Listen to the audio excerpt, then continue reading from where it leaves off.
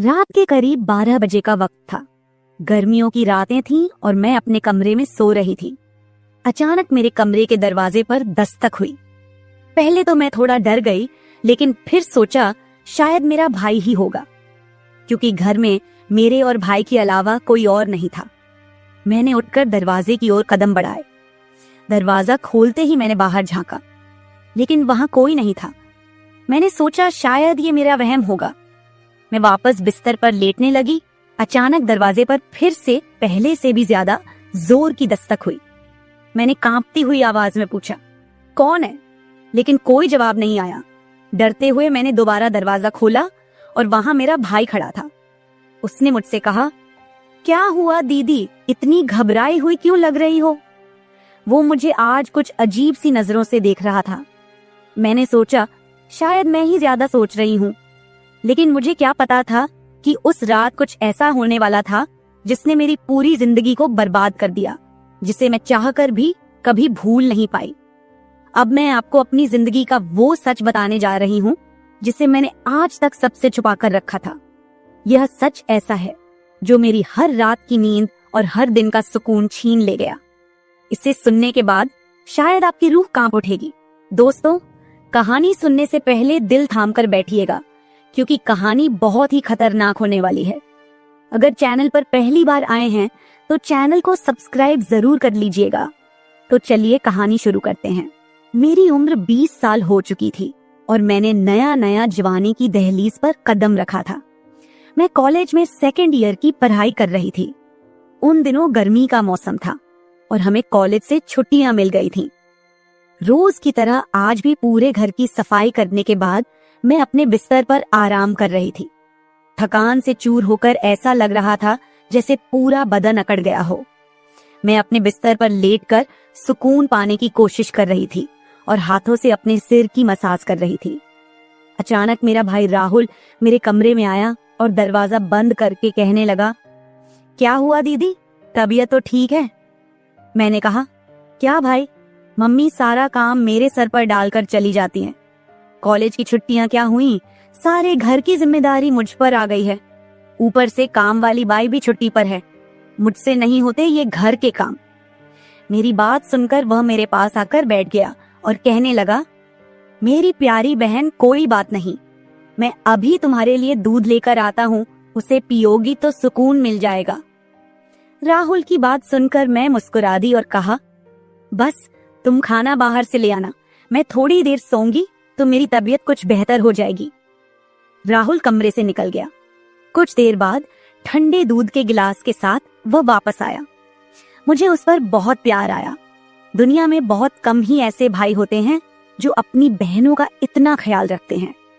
मैं उसे ढेर सारा आशीर्वाद देने लगी और उसका लाया हुआ दूध पीने लगी। दूध पीने के बाद मैं अपने बिस्तर पर लेट गई।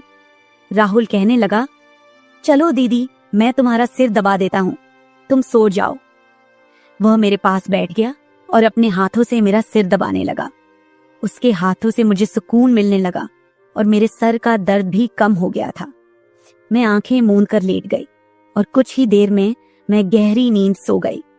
मुझे कोई भी होश नहीं था कि मैं कितने घंटे तक सोती रही। जब मेरी आंख खुली तो मैंने घड़ी पर टाइम देखा। रात के 9 बज चुके थे। शायद थकावट की वजह से मुझे वक्त का एहसास ही ना हुआ। मम्मी और पापा भी ऑफिस से वापस आ चुके थे। मुझे कुछ भी समझ नहीं आ रहा था और मेरा पूरा शरीर दर्द कर रहा था। मैं बिस्तर से उठकर बाथरूम जाने लगी। तभी मुझे चक्कर आ गए। मुझे ऐसा लग रहा था जैसे सब कुछ घूम रहा हो और अगर दीवार का सहारा नहीं लिया होता तो शायद गिर जाती। खुद को संभालते हुए मैं फ्रेश होकर बाहर आई। देखा कि सभी खाने के टेबल पर बैठे हुए थे और मेरे आने का इंतजार कर रहे थे। मैं जाकर आराम के साथ कुर्सी पर बैठ गई। मेरी हालत काफी खराब हो चुकी थी और थकावट से मेरा पूरा बदन दर्द कर रहा था। राहुल ने देखा कि मैं थकी हुई हूँ तो तुरंत मम्मी से कहने लगा, मम्मी देखिए, अंजलि दीदी पर काम का बोझ थोड़ा कम डाला करे। अरे, अगर काम वाली नहीं आ रही तो उसकी जगह किसी और को रख ले। यह बेचारी सारा दिन काम करके थक जाती है। देखें तो इसकी रंगत भी पीली पड़ चुकी है। वाकई में मेरी हालत दिन ब दिन खराब होती जा रही थी। मम्मी और पापा दोनों ही काम करते थे, क्योंकि सिर्फ पापा की जॉब से घर का खर्चा चलना मुश्किल था। साथ ही हमारी पढ़ाई का खर्च भी काफी था, इसलिए मम्मी भी उसी कंपनी में काम करती थी जहां पापा। हम दोनों भाई बहन कॉलेज जाते थे, लेकिन गर्मी के मौसम में छुट्टियां होने की वजह से घर पर ही थे। मैंने एक बात नोटिस की थी कि पिछले कुछ हफ्तों से राहुल मेरे कुछ ज्यादा ही करीब होने लगा था। जब से मुझे कॉलेज से छुट्टियां मिली थीं, तब से वह मेरा कुछ ज्यादा ही ख्याल रखने लगा था। अगर मैं घर का कोई काम करती तो वह आकर मदद करने लगता। कभी कभी काम करते वक्त मुझे थकावट महसूस होती तो वह मुझे आराम से बिठाकर मेरा सिर दबा देता। जब मैं उसे मना करती तो वह हंसते हुए कहता, नहीं दीदी, तुम बहुत काम करती हो, अब मेरा हक बनता है कि तुम्हें सुकून दो। मैं उसे रोक नहीं पाती और चुपचाप लेटी रहती। लेकिन एक रात जो हुआ, उससे मेरे होश उड़ गए थे। क्या राहुल कभी ऐसा कर सकता था? मैं अपने कमरे में सो रही थी। आधी रात के करीब मुझे महसूस हुआ कि जैसे कोई मेरे कमरे में आकर खड़ा हो गया हो। धीरे धीरे वह बिस्तर के पास आ रहा हो और मैं सोते हुए भी महसूस कर सकती थी कि कुछ अजीब हो रहा है। मुझे तुरंत झटका सा लगा और मैंने आंखें खोल दी। कमरा पूरी तरह से अंधेरे में डूबा हुआ था और जब मैंने उठकर देखा तो अंदर कोई नहीं था।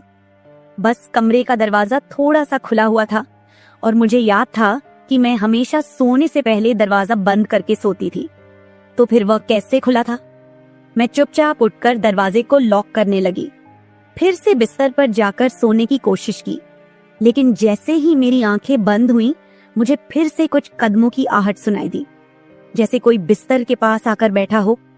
और फिर मुझे लगा जैसे कोई मेरे पास आकर अपना हाथ बढ़ा रहा हो। मैंने पलटकर देखा, लेकिन कोई नहीं था। मेरी धड़कन तेज हो गई थी और मुझे घबराहट होने लगी थी। मैंने घबराते हुए कमरे की लाइट ऑन की और दरवाजा खोलकर बाहर झांका, लेकिन वहां कोई नहीं था। आज से पहले ऐसा कभी नहीं हुआ था जो अब हो रहा था। मुझे प्यास लगी तो मैं कमरे का दरवाजा खोलकर बाहर निकली। उसी वक्त राहुल भी अपने कमरे से बाहर निकला। मुझे देखकर उसने पूछा, क्या बात है, आप अभी तक जाग रही हैं? मैंने जवाब दिया, कुछ नहीं, बस ऐसा महसूस हुआ जैसे कमरे में कोई मौजूद हो। पानी पीकर मैं दोबारा कमरे में आई और पीछे पीछे वह भी आ गया। उसने कहा, आपको डरने की जरूरत नहीं है। अगर आपको डर लग रहा है तो मैं आपके पास सो जाता हूँ।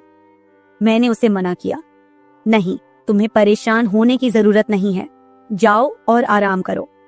लेकिन वह जिद करने लगा कि मैं आपको अकेला किसी भी हाल में नहीं छोड़ सकता। आपकी तबीयत खराब हो सकती है, मैं आपको तकलीफ में नहीं देख सकता। आप सो जाएं, मैं यही सो जाता हूँ। आखिरकार उसकी जिद के आगे मुझे झुकना पड़ा। मैं बिस्तर पर लेट गई और उसने भी सोफे पर तकिया रखा और मेरे पास में ही सो गया। लेकिन उस रात मुझे ऐसा महसूस हुआ जैसे कोई मेरी ओर काफी देर तक ध्यान से देखता रहा हो। उसने मेरे बालों को सहलाया, मेरे चेहरे पर उंगलियां फेरी और मैं सो रही थी। अगली सुबह जब मैं उठी तो मेरा मूड बड़ा अजीब था, लेकिन जब मैंने अपने आप पर गौर किया तो मैं हैरान रह गई। शुक्र था कि मैंने अपने आप को दुपट्टे से ढक रखा था। मेरी कमीज बेतरतीब हो चुकी थी। मुझे हैरत हुई क्योंकि आज से पहले मैं कभी इस तरह आराम से नहीं सोई थी। आज मैं बहुत खुश महसूस कर रही थी, न जाने क्या वजह थी। मैंने अपने भाई की तरफ देखा तो वह भी बहुत खुश था। मैंने उसको पूछा, तुम आज इतने खुश क्यों हो? तो कहने लगा, जिसको आप जैसी बहन मिल जाए वो क्यों ना खुश हो। घर के सारे काम निपटाकर जब मैं बैठी तो राहुल तेल लेकर मेरे पास आ गया। कहने लगा, अंजलि दीदी, आप अपने बाल खोल दे, मैं आपके सर में मालिश कर देता हूँ। मुझे उसकी हरकतें कुछ अजीब लग रही थीं। मैंने कहा, ये तुम्हारा काम नहीं है, जाओ अपनी पढ़ाई करो, मुझे मालिश की जरूरत नहीं है। मगर उसने मेरी बात नहीं मानी और खुद ही मेरे बालों से कैचर उतार कर कहने लगा, आप नखरे मत किया करो, किस्मत वालों को ही ऐसे भाई मिलते हैं। जब आपका भाई आपके खूबसूरत रेशमी बालों में मसाज करना चाहता है तो आपको क्या समस्या हो सकती है? आ जाइए, मैं आपके सर की मसाज कर देता हूँ, आपको बहुत सुकून मिलेगा। वह मुझे उठाकर कमरे में ले गया। मैं बेड पर तकिया रखकर लेट गई। मेरे बाल बेड से नीचे लटक रहे थे। वह मेरे सरहाने बैठकर मेरे बालों की मसाज करने लगा। राहुल मुझसे 3 साल छोटा था, मगर मुझे नाम से बुलाता था।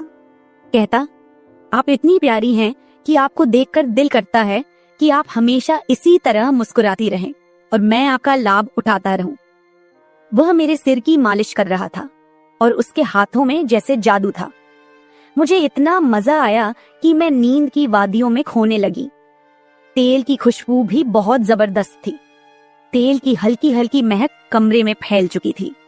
मैंने उत्सुकतावश उससे पूछा, ये तेल कौन सा है? उसने मुस्कुराते हुए जवाब दिया, ये एक खास तेल है जो आपकी सुंदर जुल्फों को और भी चमकदार बनाएगा। आपके बालों की खास देखभाल के लिए ही लाया हूँ। उसकी बातें मुझे बहुत अजीब सी लग रही थी। मैं समझ नहीं पाती थी कि वह किस तरीके से बात कर रहा है। मालिश के दौरान कब मुझे नींद आ गई, पता ही नहीं चला। कुछ समय बाद जब मेरी आंख खुली तो मेरे पूरे बदन में भारीपन महसूस हो रहा था। ऐसा लगा रहा था जैसे किसी ने मुझ पर बहुत ज्यादा वजन रख दिया हो। मेरी टांगों और हाथों में अजीब सा दर्द था, मानो घंटों तक मैं किसी भारी बोझ के नीचे रही हूं। पूरे बदन में दर्द सरायत कर रहा था। मैं धीरे धीरे उठकर बैठी और चारों तरफ नजर दौड़ाई। मेरे कपड़े हल्के हल्के गीले हो गए थे और पंखा भी बंद था। कमरे में गर्मी का एहसास हो रहा था। मैंने चक्कर खाती हालत में बेड से नीचे कदम रखा, मगर पैरों में जैसे जान नहीं थी। मैंने अपने भाई को देखा जो शांत और सामान्य नजर आ रहा था। लेकिन यह सब क्या हो रहा था? मुझे समझ नहीं आ रहा था कि आखिरकार ऐसा क्यों हो रहा है। बड़ी मुश्किल से खुद को घसीटते हुए मैं बाथरूम पहुंची और फ्रेश होकर आई। आईने में अपनी हालत देखी तो ऐसा लगा जैसे मैं पूरी रात सोने की बजाय किसी मेहनत वाले काम में जुटी रही हूं।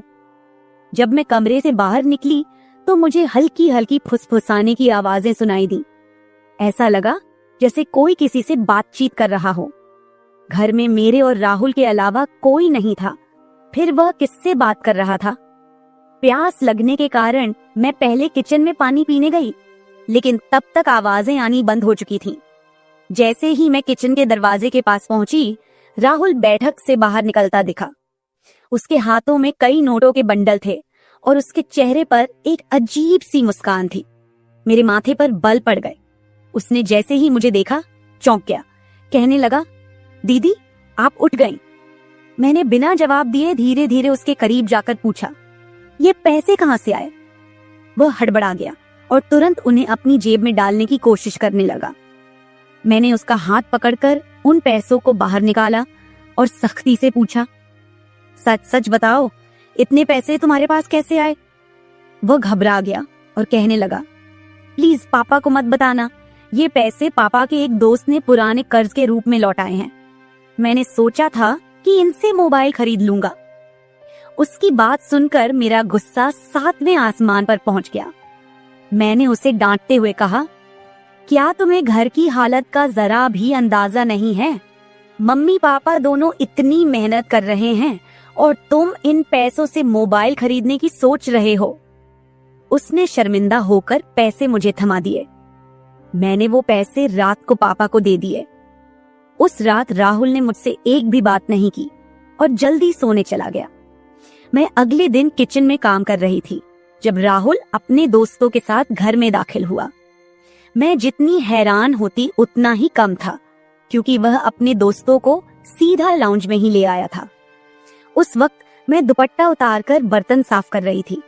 जब वह सब हंसते हुए अंदर आए, मैंने तुरंत दुपट्टा ऊपर लिया और फिर राहुल को समझाने लगी कि यह क्या तरीका है? तुम जानते हो इस वक्त मम्मी पापा घर नहीं हैं, फिर भी इन लोगों को घर ले आए हो। राहुल मुस्कुराते हुए बोला, दीदी ये घर मेरा भी है और आपको कोई दिक्कत नहीं होनी चाहिए। वैसे भी ये मेरे खास दोस्त हैं, आप उनके लिए खाना बना दें। वह मुझसे काफी नाराज हो चुका था, मगर अब मैं क्या करती? खाना तो बनाना जरूरी था। मैंने मजबूर होकर खाना तैयार किया और टेबल पर लगा दिया। मैंने गौर किया कि उसके दोस्त बार बार मुझे घूर कर देख रहे थे। वे सभी राहुल की उम्र से बड़े थे और अजीब तरीके से घूर रहे थे, जैसे कच्चा ही खा जाएंगे। मैं तुरंत अपने कमरे में चली गई और दरवाजा बंद कर लिया। उनके जाने के बाद मैंने राहुल से कड़े शब्दों में कहा, दोबारा तुम्हारे दोस्त इस घर में नजर न आए, नहीं तो मैं मम्मी पापा को सब बता दूंगी। राहुल ने कुछ पल मेरी ओर देखा और फिर मुस्कुराते हुए बोला, ठीक है, वो नहीं आएंगे, लेकिन आप मम्मी पापा को कुछ मत बताइए। मुझे राहुल की हरकतें कुछ मुश्किल सी लगने लगी थी, क्योंकि वह मुझे अजीब तरह से देखने लगा था। उस रात मैं बिस्तर पर लेटी थी और आराम करने की कोशिश कर रही थी। अचानक मैंने महसूस किया कि मेरे पैरों पर किसी का हाथ था। मैं हड़बड़ाकर उठी और देखा कि राहुल मेरे पैरों को अपनी गोद में रखकर मसाज कर रहा था। मैंने उससे ऐसा करने से मना किया, मगर वह कहने लगा, मैं जो कर रहा हूँ मुझे करने दे। इस घर में एक मैं ही हूँ जिसे आपकी इतनी फिक्र है। मम्मी पापा को तो बस अपने काम की पड़ी रहती है। खैर, मैं भी थक चुकी थी। आंखें बंद की और सोने लगी। राहुल के हाथों मसाज करवाने से मैं नींद की गहराई में खोने लगी थी, मगर जब मेरी आंख खुली तो मेरे होश उड़ गए। मेरा सर बुरी तरह चकरा रहा था। बिस्तर की चादर बिल्कुल बेतरतीब हो चुकी थी। बिस्तर पर एक पुरुषों की शर्ट और परफ्यूम रखा हुआ था। यह सामान किसका था? मैं तो कुछ भी बोल नहीं सकी। सर में इतनी तेज दर्द था कि मैं दोबारा बिस्तर पर गिर गई, जैसे मैं पूरी तरह होश में नहीं थी। मुझे अब समझ में आने लगा था कि जब भी मेरा भाई उस तेल से मेरे सर की मसाज करता था तो मुझे इतनी गहरी नींद क्यों आ जाती थी। मुझे पास में किसी की फुसफुसाहट सुनाई दे रही थी, मगर कौन बोल रहा था यह मैं पहचान नहीं सकी। मुझे तो बस राहुल की आवाज सुनाई दे रही थी।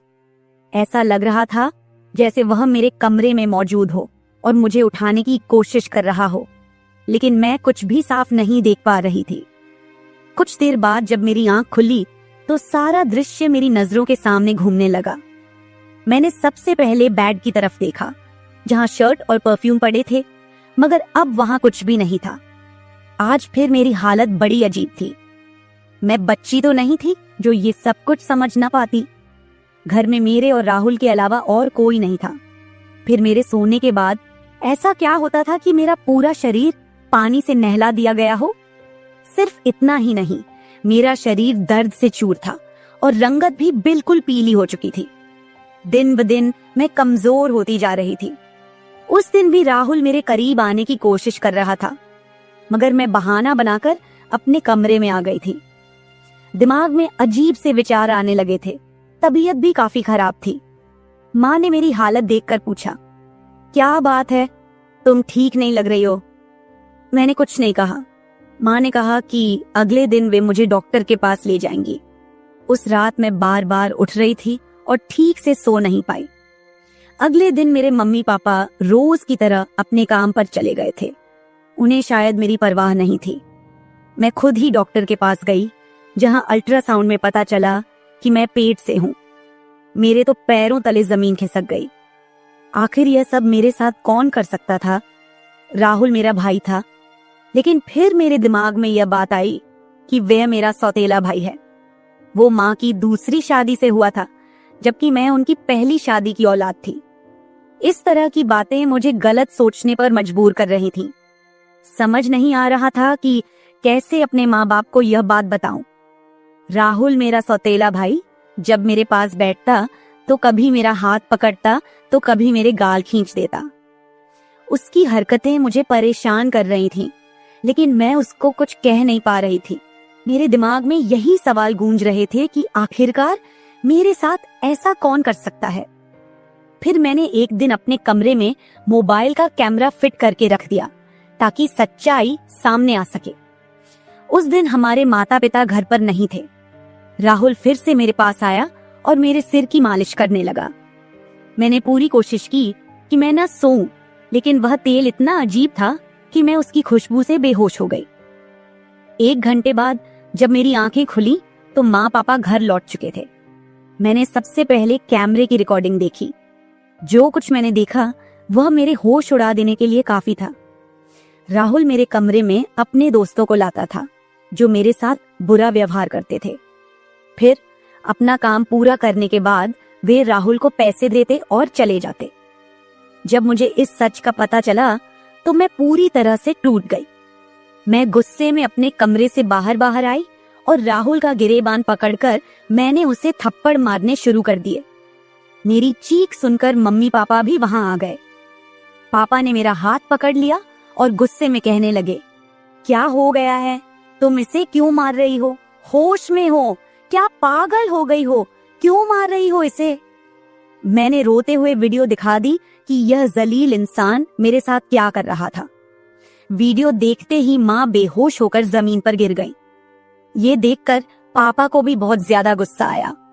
उन्होंने राहुल को गुस्से में पकड़ लिया और उसे बुरी तरह पीटना शुरू कर दिया। उसके मुंह और नाक से खून बह रहा था। राहुल ने गुस्से में कहा, मैंने इसे कभी भी अपनी बहन समझा ही नहीं। मुझे पैसों की जरूरत थी। लोग इसके लाखों रुपए देने को तैयार थे। मुझे अपनी जरूरतें पूरी करनी थी, इसलिए मैंने यह कदम उठाया। मैं अपने कानों पर हाथ रखकर बस रोए जा रही थी। पापा ने उसे इतना मारा कि वो लहूलुहान हो गया, लेकिन जैसे तैसे खुद को छुड़ाकर वह घर से भाग गया और फिर कभी उस घर में वापस नहीं आया। इस हादसे को मेरे लिए भूल पाना तो दूर, इसे याद करते हुए आज भी मेरी रूह कांप जाती है। भाई वही होता है जो आपके सगे खून का हो। किसी भी अनजान मर्द के सहारे अपनी बेटी को छोड़ना बहुत बड़ी भूल हो सकती है, क्योंकि कुछ शैतानी सोच रखने वाले लोग हर वक्त इस ताक में रहते हैं कि कब किसी मासूम की इज्जत से खिलवाड़ करें। मेरी वीडियो देखने वाले सभी दर्शकों को यही गुजारिश है कि अपनी बहन बेटियों को कभी भी किसी अनजान मर्द के सहारे उन्हें अकेला न छोड़े और बेटियों की सिर्फ परवरिश मत कीजिए, उन्हें आत्मनिर्भर और आत्मरक्षक बनना सिखाइए। इस सारे मामले में आपको किसकी गलती लगती है? हमारे माँ बाप की, जिन्होंने पैसा कमाने के चक्कर में हमारे ऊपर कभी ध्यान ही नहीं दिया, या फिर मेरी, जो अपने सौतेले भाई पर सरगे से भी ज्यादा भरोसा करती थी, या फिर इस समाज की, जो बेटियों को कमजोर और बेबस मानता है। आपकी राय मेरे लिए बहुत मायने रखती है। कमेंट बॉक्स में जरूर बताएं कि इस पूरे मामले में आप किसे गलत मानते हैं।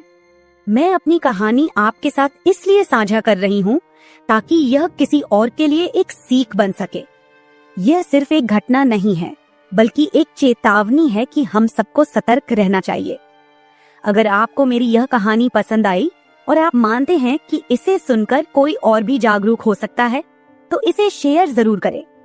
अगर आप ऐसी और भी कहानियां सुनना चाहते हैं जो मनोरंजन के साथ एक संदेश भी दें, तो मेरे चैनल को सब्सक्राइब जरूर करें। बेल आइकॉन दबाना मत भूलिएगा ताकि आपको मेरी हर नई कहानी समय पर मिल सके। कल फिर मिलते हैं एक नई कहानी के साथ। धन्यवाद। हेलो दोस्तों, आज की कहानी मेरे और मेरे ससुर जी के रिश्ते के बीच की है। मेरा नाम कामिनी है और मेरी उम्र अभी 26 साल है। मैं काफी खूबसूरत हूँ। मैंने अपनी बॉडी को पूरा फिट रखा हुआ है क्योंकि मैं रोजाना एक्सरसाइज करती हूँ। मेरी शादी को 7 साल हो चुके हैं। मेरे मम्मी पापा ने गरीबी की वजह से मेरी शादी कम उम्र में ही एक अमीर लड़के से करवा दी, लेकिन वो लड़का अक्सर बीमार रहता था। उसके हार्ट में कोई प्रॉब्लम थी। मैं अपनी शादी से ज्यादा खुश नहीं थी, पर मेरे पति मुझसे बहुत ज्यादा प्यार करते थे। अब मेरी शादी को 2 साल हो चुके थे, लेकिन अभी तक कोई भी बच्चा नहीं हुआ था। हमारे घर में मैं, मेरे पति और ससुर जी थे। हम तीनों ही बहुत प्यार से रहते थे। मेरे ससुर जी की उम्र 45 से 50 साल की होगी, लेकिन वो काफी जवान दिखते हैं क्योंकि उन्होंने अपने शरीर को पूरा फिट रखा हुआ है। फिर एक दिन मेरे पति की तबीयत ज्यादा खराब हो गई और उनकी मृत्यु हो गई। मेरे सामने मानो दुखों का पहाड़ टूट पड़ा हो। अब मैं एक विधवा हो चुकी थी। धीरे धीरे मेरे पति को गुजरे काफी समय हो गया था। अब मेरे ससुर जी और मैं दोनों ही घर में रहते थे। मैं बहुत ही उदास रहने लगी थी, लेकिन मेरे ससुर जी मुझे बहुत समझाते थे कि कामनी, अब जो होना था वो हो गया है, इतनी टेंशन मत लो, तुम भी बीमार हो जाओगी। मैं तो कहता हूँ कि तुम दोबारा से शादी कर लो, अभी तुम्हारी उम्र ही क्या है। पर साथ ही साथ वो मुझे अजीब सी नजरों से देखते थे। फिर मैं अपना घर चलाने के लिए जॉब करने लगी क्योंकि मेरे घर में अब कमाने वाला कोई नहीं बचा था। मैं दिन भर ऑफिस में रहती और शाम के 7 बजे तक घर आती। ससुर जी का बिजनेस ठीक ठाक चलता था, पैसों की कुछ खास चिंता नहीं थी। फिर भी मैं सोचती हूँ कि खाली घर पर बैठकर क्या करूंगी, इसलिए जॉब करती हूँ और थोड़ा दिल भी बहल जाता है और टाइम पास भी हो जाता है।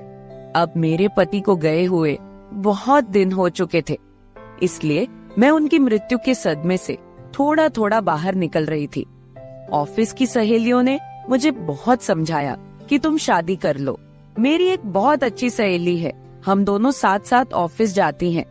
एक दिन ऑफिस से निकलते वक्त मेरी सहेली ने मुझे घर पर बुलाया, क्योंकि मेरे ऑफिस और घर के बीच ही मेरी सहेली का घर है। तो मैं उसके घर चली गई। हमने चाय पी और फिर इधर उधर की थोड़ी बातें की। मेरी सहेली ने कहा कि क्या तुझे पता है ऑफिस में क्या चल रहा है? मैंने कहा नहीं यार, मुझे उससे क्या फर्क पड़ने वाला है, वैसे भी तो मैं ऑफिस में अपना मन बहलाने के लिए ही जाती हूँ। फिर मेरी सहेली बोली, फिर तू सुन ले, हमारे ऑफिस में सभी लोग एक दूसरे से मिलकर रहते हैं और किसी को भी कोई समस्या हो वो सभी मिलकर सुलझा लेते हैं। देखो, जो काम वाली आंटी है वह विधवा हो चुकी है, लेकिन ऑफिस के लोगों ने मिलकर उनकी शादी करवा दी है। अब वह बहुत खुशी खुशी रहती है और उनका भी एक सहारा बन गया है। मैंने उसकी बातों पर ज्यादा ध्यान नहीं दिया और वहाँ से अपने घर चली आई। मैं थोड़ा थोड़ा अपनी सहेली की बातों को समझ रही थी कि वो मुझे शादी करने के बारे में बोल रही है। फिर मैंने घर आकर ससुर जी को खाना बनाकर दिया और खुद भी खाना खाया। मैं अपने कमरे में बैठी थी, मुझे नींद नहीं आ रही थी। सुबह के लगभग 10 बज रहे थे। आज रविवार था, मुझे ऑफिस नहीं जाना था। तभी मेरे दिमाग में मेरी सहेली के मुंह से सुनी हुई बातें चलने लगी। मैं सोच सोचकर परेशान सी होने लगी।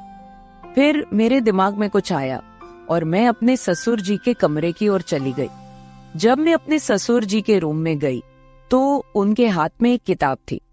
मुझे देखकर उन्होंने किताब को तकिए के नीचे रख दिया। मैंने देख लिए था कि ससुर जी कौन सी किताब देख रहे हैं। मैंने कहा, ससुर जी आप क्या पढ़ रहे हो? वह बोले, कुछ नहीं बहू, किताब देख रहा था बस। बताओ क्या बात है? मैं बोली, कुछ नहीं ससुर जी, मुझे आपसे कुछ जरूरी बात करनी है। उन्होंने कहा, हाँ बहू कहो, क्या बात करनी है? मैंने कहा, ससुर जी बात थोड़ी अजीब है, मैं सोच रही थी कि आपसे कहूँ कि नहीं। उन्होंने कहा, अरे पहले तुम बोलो तो सही, क्या बात है? ऐसा कभी हुआ है कि तुमने कभी मेरे से कुछ मांगा हो और मैंने तुम्हें लाके ना दिया हो? तुम मेरा इतना ख्याल रखती हो, जो भी बात है खुलकर बोलो। फिर मैंने हिम्मत करके ससुर जी को बोला कि अब मेरे पति की मृत्यु को 2 साल होने को आए हैं। उनकी मृत्यु के बाद से मैं बड़ी मुश्किल से सदमे से बाहर आई हूँ। अभी मैं घर से बाहर जाती हूँ तो मुझे बड़ी दिक्कत होती है। आपको तो पता ही है कि विधवा औरत की तरफ लोग कैसी नजरों से देखते हैं और उसके बारे में लोग कैसी सोच रखते हैं। आपने मुझे बहुत बार बोला है कि तुम शादी कर लो।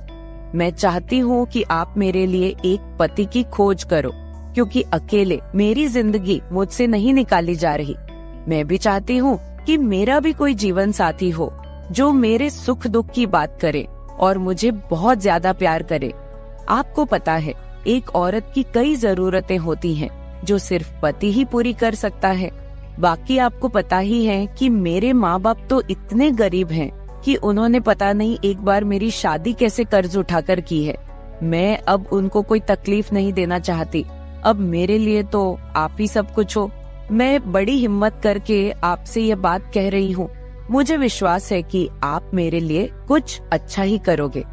उसके बाद ससुर जी ने मुझे अपने पास बैठा लिया और मेरे साथ कुछ बातें करने लगे और मेरे सुख दुख को बांटने लगे।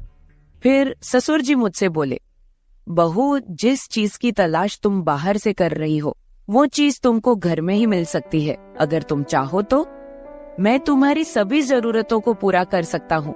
ससुर जी की बात सुनकर तो मेरे होश ही उड़ गए। मैंने बोला, ससुर जी, मैं तो आपकी बेटी सामान हूँ, आप ये सब कैसे सोच सकते हैं? ससुर जी बोले, देखो बहू, तुम्हें पता है तुम्हारी सासू माँ की मृत्यु के बाद से मैं अकेला ही जिंदगी बीता रहा हूँ। और जब से तुम्हारे पति की मृत्यु हुई है तुम भी अकेले जिंदगी बिता रही हो। अगर तुम्हारा इरादा हो तो हम दोनों का अकेलापन दूर हो जाएगा और हम दोनों एक दूसरे के सहारे जिंदगी बिता लेंगे और बाहर किसी को कुछ भी पता नहीं चलेगा। बाकी मेरे जाने के बाद ये सारी प्रॉपर्टी भी तो तुम्हारी ही है और इस प्रॉपर्टी को संभालने वाला भी तो कोई चाहिए। बाकी लोगों की टेंशन मत लो, वो तो जब तुम विधवा की जिंदगी जी रही हो तब भी बातें करते थे और अब भी बातें करेंगे। सच कहूँ तो बहू, मैं तो उसी वक्त तेरा दीवाना हो गया था जब मैंने तुम्हें पहली बार देखा था। फिर मैंने ससुर जी को बोला कि मैं सोचकर बताती हूँ। अगली सुबह मैं उठी और खाना बनाने लगी। अगले दिन मैं ऑफिस नहीं गई, मैं किचन में खाना पका रही थी। तभी ससुर जी किचन में आए और बोले, बहू आज ऑफिस नहीं जा रही हो क्या? मैंने कहा, नहीं आज नहीं जा रही हूँ, आज मैंने ऑफिस से छुट्टी ले ली है। आप कहीं जाने वाले थे, गए नहीं क्या? वो बोले, नहीं आज मेरी तबीयत ठीक नहीं है, मैंने सोचा कि आज घर रहकर आराम कर लेता हूँ। कुछ देर के बाद घर में कुछ मेहमान आ गए। हम लोग मेहमानों के आदर सत्कार में लग गए। मैंने उनसे हालचाल पूछा और उन लोगों से ढेर सारी बातें की। मेहमान के रूप में मेरे चाचा और चाची जी आए हुए थे। जब मैं मेहमानों से बातें कर रही थी तभी ससुर जी बाहर घूमने चले गए। उनकी आदत है कि जब वह घर पर रहते हैं तो वह खेतों की तरफ घूमने चले जाते हैं। फिर थोड़ी देर के बाद मेरे चाचा चाची भी खाना खाकर चले गए। दोपहर के 1 बजे का समय हो चुका था। मेरे दिमाग में ससुर जी की बातें घूम रही थी। मैं सोच रही थी कि इस अकेलेपन के साथ मैं सारी जिंदगी कैसे बिताऊंगी। मैं ससुर जी के साथ रहूंगी तो हो सकता है कि हमारा कोई बच्चा भी हो जाए। और ससुर जी की बात सही है, उनके जाने के बाद उनकी सारी प्रॉपर्टी भी तो मेरी ही है। मुझे ससुर जी की बातें काफी हद तक सही लग रही थी। फिर मैंने ससुर जी को कॉल किया और बोली, ससुर जी खाना तैयार हो गया है, आकर खाना खा लीजिए। इस पर वह बोले, मैं अभी बाहर हूँ और मुझे थोड़ा टाइम लगेगा। मैंने कहा ठीक है, मैं जरा बाहर जा रही हूँ तो देर शाम तक वापस आऊंगी, क्योंकि मैंने मार्केट शॉपिंग करने के लिए जाना था। फिर मैं मार्केट चली गई और वहाँ से अपने लिए और ससुर जी के लिए कुछ कपड़े खरीद कर लाई। जब मैं घर पहुँची तो शाम के 7 बज चुके थे। ससुर जी अपने कमरे में सो रहे थे। मैंने ससुर जी को उठाया और वो नहाने चले गए। अब चारों तरफ शांति हो चुकी थी। शाम के 8 बज चुके थे। फिर मैं ससुर जी के पास गई और उनको वो सब बातों के लिए हाँ बोल दी जो उन्होंने मुझे कही थी। ससुर जी मेरी हाँ सुनते ही खुश हो गए। फिर मैं उनके साथ, उसके बाद तो आप समझ ही सकते हैं, जो होना था वो हो गया। मैंने ससुर जी को फिर से अपनी ख्वाहिश बताई और ससुर जी ने मेरी ख्वाहिश पूरी कर दी। हम दोनों ने 1 से 2 घंटे तक एक दूसरे से वो सब बातें की और सारा काम किया। इस तरह से हम दोनों ससुर बहू काफी खुशी खुशी पति पत्नी की तरह रहने लगे। अब मुझे किसी भी चीज की दिक्कत नहीं होती, क्योंकि अब मुझे कहीं भी जाना होता है तो मैं ससुर जी के साथ चली जाती हूँ और हम खूब एंजॉय करते हैं। कुछ दिन बीत जाने के बाद ससुर जी बोले, कामिनी अब तुम मेरे बिजनेस के बारे में सारा कुछ समझ लो और खुद सारा बिजनेस संभाल लो। फिर मैंने जॉब छोड़कर ससुर जी का सारा बिजनेस खुद संभाल लिया। अब हम दोनों पति पत्नी के जैसे रहने लगे हैं। मैं ससुर जी की हर बात का ख्याल रखती हूँ और वो भी मेरी हर बात का ख्याल रखते हैं। कुछ देर के बाद हमारे घर बच्चा भी हो गया और हमारी जिंदगी काफी अच्छे से चल रही है, क्योंकि ससुर जी ने मेरी हर कमी को पूरा कर दिया है। हमें दुनिया की कोई परवाह नहीं है, कोई कुछ भी बोले, हम लोग अपने घर खुश हैं। तो मेरे प्यारे दोस्तों, अगर आप लोगों को मेरी ये कहानी पसंद आई हो तो चैनल को सब्सक्राइब जरूर कर ले और बेल नोटिफिकेशन ऑन कर ले। एक प्यारा सा कमेंट करके बताएं कि आपको मेरी स्टोरी कैसी लगी। कल मिलेंगे एक और वीडियो के साथ। धन्यवाद।